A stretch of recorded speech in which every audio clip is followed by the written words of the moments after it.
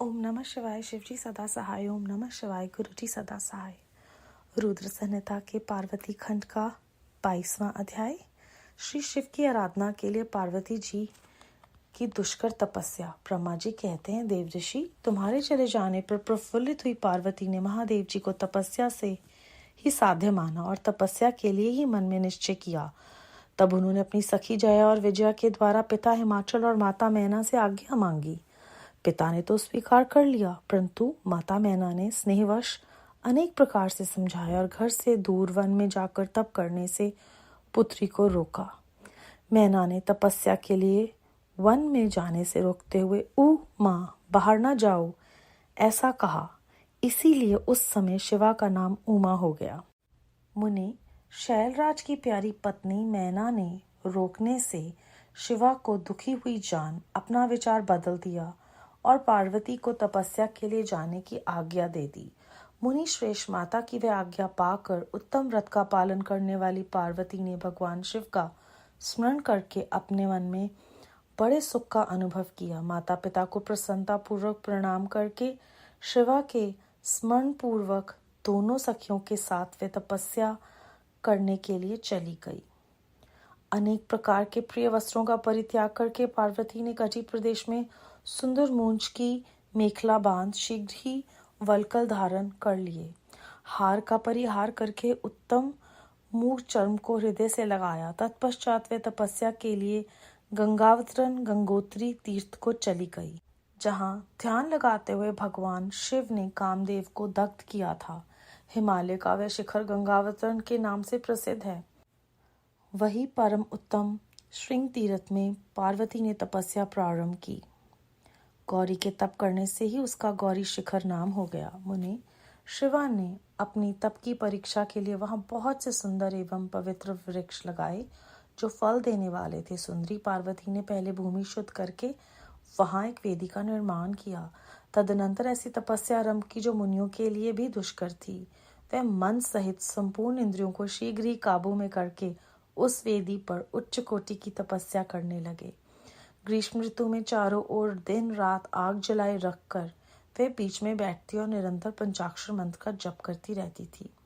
वर्षा ऋतु में वेदी पर सुस्थिर आसन से बैठकर अथवा किसी पत्थर की चट्टान पर ही आसन लगाकर वह निरंतर वर्षा की जलधारा से भीगती रहती थी। शीतकाल में निराहार रहकर भगवान शिव के भजन में तत्पर हो वह सदा शीतल जल के भीतर खड़ी रहती तथा रात भर बर्फ की चट्टानों पर बैठा करती थी। इस प्रकार तप करती हुई पंचाक्षर मंत्र के जप में संलग्न हो शिवा संपूर्ण मनोवांछित फलों के दाता शिव का ध्यान करती थी। प्रतिदिन अवकाश मिलने पर वह सखियों के साथ अपने लगाए हुए वृक्षों को प्रसन्नता पूर्वक सींचती थी और वहां पधारे हुए अतिथि का आतिथ्य सत्कार भी करती थी। शुद्ध चित्त वाली पार्वती ने प्रचंड आंधी, कड़ाके की सर्दी, अनेक प्रकार की वर्षा तथा दुस्सह धूप का भी सेवन किया। उनके ऊपर वहां नाना प्रकार के दुख आए, परंतु उन्होंने उन सबको कुछ नहीं गिना। मुने वे केवल शिव में ही मन लगाकर वहां सुस्थिर भाव से खड़ी या बैठी रहती थी। उनका पहला वर्ष फलाहार में बीता और दूसरा वर्ष उन्होंने केवल पत्ते चबाकर बिताया। इस तरह तपस्या करती हुई देवी पार्वती ने क्रमशः असंख्य वर्ष व्यतीत कर दिए। तदनंतर हिमवान की पुत्री शिवा देवी पत्ते खाना भी छोड़कर सर्वथा निराहार रहने लगी। तो भी तपश्चर्या में उनका अनुराग बढ़ता ही गया। हिमाचल पुत्री शिवा ने भोजन के लिए प्रण का भी परित्याग कर दिया, इसलिए देवताओं ने उनका नाम अपर्णा रख दिया। इसके बाद पार्वती भगवान शिव के स्मरण पूर्वक एक पैर से खड़ी हो पंचाक्षर मंत्र का जप करती हुई बड़ी भारी तपस्या करने लगी। उनके अंग चीर और विलकल से ढके थे। वे मस्तक पर जटाओं का समूह धारण किए रहती थी। इस प्रकार शिव के चिंतन में लगी हुई पार्वती ने अपनी तपस्या के द्वारा मुनियों को जीत लिया। उस तपोवन में महेश्वर के चिंतन पूर्वक तपस्या करती हुई काली के 3000 वर्ष बीत गए। तदनंतर जहाँ महादेव जी ने 60,000 वर्षों तक तप किया, उस स्थान पर क्षण भर ठहरकर शिवा देवी इस प्रकार चिंता करने लगी, क्या महादेव जी इस समय यह नहीं जानते कि मैं उनके लिए नियमों के पालन में तत्पर हो तपस्या कर रही हूँ? फिर क्या कारण है कि सुदीर्घ काल से तपस्या में लगी हुई मुझ सेवका के पास वे नहीं आए? लोक में, वेद में और मुनियों द्वारा सदा गिरीश की महिमा का गान किया जाता है। सब यही कहते हैं कि भगवान शिव सर्वज्ञ, सर्वात्मा, सर्वदर्शी, समस्त ऐश्वर्यों के दाता, दिव्य शक्ति संपन्न, सबके मनोभाव को समझ लेने वाले, भक्तों को उनकी अभिष्ट वस्तु देने वाले और सदा समस्त कलेशों का निवारण करने वाले हैं। यदि मैं समस्त कामनाओं का परित्याग करके भगवान वृषध्वज में अनुरक्त हुई हूँ, तो वह कल्याणकारी भगवान शिव यहाँ मुझ पर प्रसन्न हो। यदि मैंने नारद तंत्रोक्त शिव पंचाक्षर मंत्र का सदा उत्तम भक्ति भाव से विधि पूर्वक जप किया हो, तो भगवान शिव मुझ पर प्रसन्न हो। यदि मैं सर्वेश्वर शिव की भक्ति से युक्त एवं निर्विकार हूँ, तो भगवान शिव मुझ पर अत्यंत प्रसन्न हो। इस तरह नित्य चिंतन करती हुई जटा वल्कल धारणी निर्विकारा पार्वती मुंह नीचे किए सुदीर्घ काल तक तपस्या में लगी रही। उन्होंने ऐसी तपस्या की जो मुनियों के लिए भी दुष्कर थी।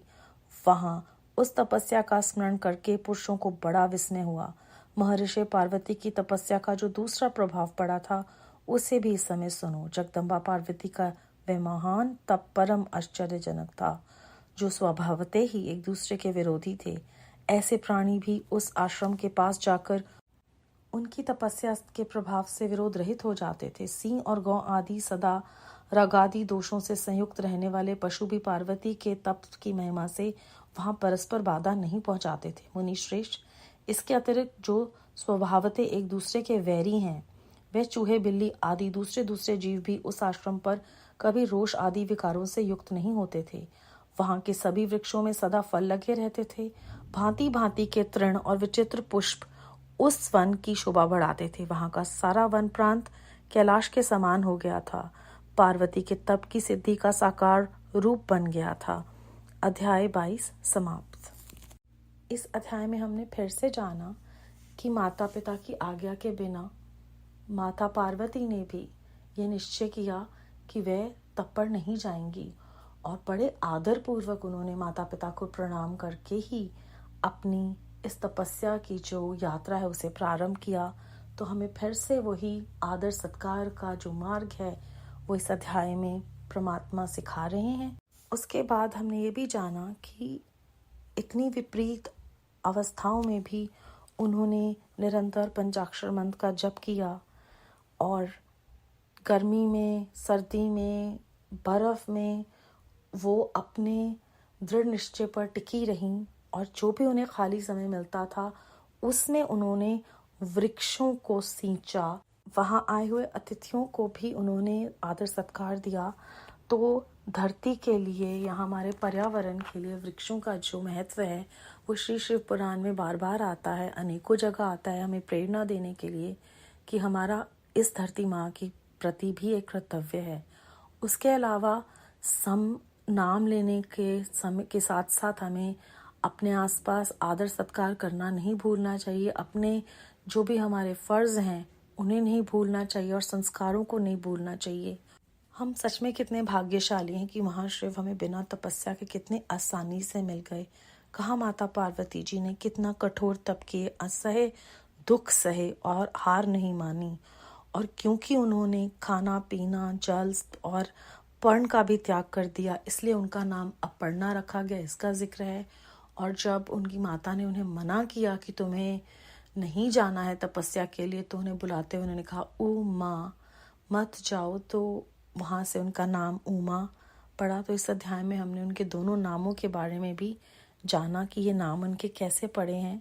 फिर जब पार्वती देवी कहती हैं कि मैं तो बहुत देर से तपस्या कर रही हूँ लेकिन मुझे कोई फल नहीं मिल रहा, क्या आप जानते भी हैं कि मैं आपके लिए यहाँ पर तपस्या कर रही हूँ। वो अपनी बातचीत में कहीं भी दोष नहीं लगा रही कि आपने ऐसा क्यों नहीं किया। उनकी जो कहने का अर्थ है उसमें वो बार बार ये कह रही हैं कि मैंने कोई गलती तो नहीं की, मुझ में तो कोई कमी नहीं है। तो हमें फिर से ये प्रेरणा मिलती है कि बजाय कि हम दूसरों को दोष दें या परमात्मा को कहें, हमें खुद पे और मेहनत करनी है कि मुझ में या मेरे जो भी मैं प्रयत्न कर रहा हूँ या कर रही हूँ। फिर वो ये कहते हैं कि हम सब जानते हैं कि आप अपने भक्तों को अभिष्ट वस्तु का फल देते हैं और सदा सब तरह के कलेशों का निवारण करते हैं, सबके मनोभाव को जानते हैं। तो कृपया मुझे भी बताइए कि मैं क्या करूं, कि मैंने जप सही तरह से किया है या नहीं किया है। और उनकी तपस्या इतनी मुश्किल थी कि सब जो हैं वो हैरान थे, विस्मय में थे कि कितनी कठोर तपस्या कर रही हैं और सबके लिए प्रेरणा का स्रोत बनी। अंत में एक बहुत महत्वपूर्ण बात है, वो जहाँ पर तपस्या कर रही थी वहाँ पर जो भी विरोधी थे वो विरोध रहित हो जाते थे। यहाँ तक कि जो जानवर अड़चने डालते हैं तपस्या में, वो बाधा नहीं डाल पा रहे थे। और चूहे बिल्ली का उदाहरण देकर कहा गया है कि जो जीव एक दूसरे के खिलाफ हैं वो भी रोष रहित हो जाते थे और वृक्षों पर फल लगे रहते थे। तो जहाँ नाम लिया जाता है निरंतर, वहाँ पर परमात्मा की मौजूदगी का एहसास किया जाता है, क्योंकि उस जगह की ऊर्जा बदल जाती है। तो अंत में जो पंक्ति है वो कहती है, पार्वती के तप की सिद्धि का साकार रूप बन गया वो स्थान और कैलाश के समान बन गया वहाँ का वन प्रांत। तो हमें प्रेरणा फिर से दे रहे हैं महाराज कि निरंतर नाम सिमरन से हम उनको महसूस कर सकते हैं और हमारे अंदर के कलेश, विरोध और मनमुटाव, सब जो विकार हैं वो धीरे धीरे उनकी कृपा से हमारे ही नहीं बल्कि आसपास के भी कम हो जाएंगे। इसीलिए शायद गुरु महाराज कहते थे, अगर एक भी मेरी शरण में आ गया तो पूरा परिवार जो है वो ब्लेस्ड हो जाता है। बेअंत शुक्राना गुरु जी महाराज। ओम नमः शिवाय। शिव जी सदा सहाय। ओम नमः शिवाय। गुरु जी सदा सहाय।